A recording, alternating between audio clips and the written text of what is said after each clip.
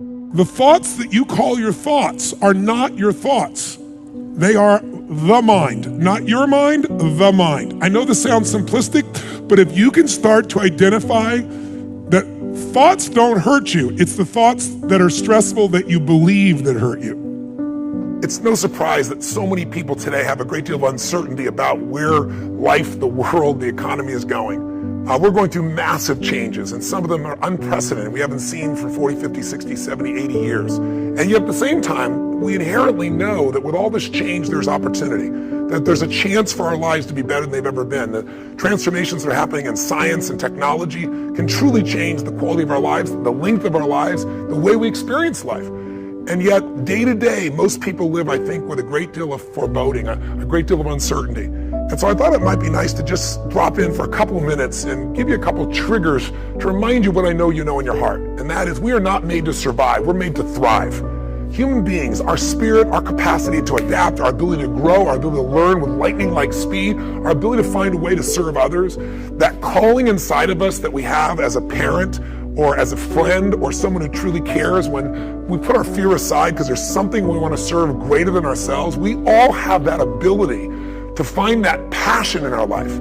Because we're always looking back, reliving the negative, we end up carrying around all this baggage that weighs us down.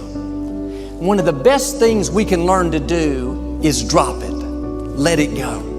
Whether it happened 20 years ago or 20 minutes ago, don't carry negative baggage from yesterday into today. You won't live a victorious life if you're always reliving what didn't work out, who hurt you, the mistakes you've made. The reason it's called the past is because it's over. It's done, it's history. Now do your part and let it go. I'm going to talk to you about just the simple core of what you and I are made for. We are not made to survive. We're not made to manage our pain or get through it. We're made to be creators of our lives. We can create anything we can dream about, we can create. And I know that sounds like positive thinking, just BS. But in your soul, there have been times in your life, I know, when you've had something that you wanted so much. Maybe you wanted something for someone you care about. Maybe you wanted something for yourself.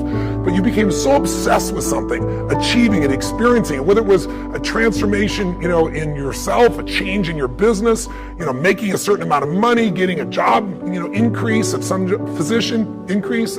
Maybe it was doing something for your mom or your dad or your kids. Somewhere in your life, you've gotten obsessed enough to really want to create something that you may not even know how you were going to do it, but you just wanted it, desired it, that you started all of a sudden taking action and you got insights. And before you knew it, what used to be just this impossible dream became a reality. Is it fair to say that at some stage in your life that there are some things today in your life that were once just a dream or a goal, that once seemed difficult or impossible, whether it be the job you have or the relationship you're in and might be taking for granted? Is there anything in your life today that was once like that? Well, then you and I are creators. And very often when we get overwhelmed by so many things that we feel out of control by, we start getting into being managers of our life, managing our pain, managing through the situation. So every day you have to sell yourself and get out of your mind those old thoughts, that old belief system. Every day you've got to sell yourself on that it's possible. That you got to put a new mind in you. You got to get out of your mind. You got to begin to restructure your thinking.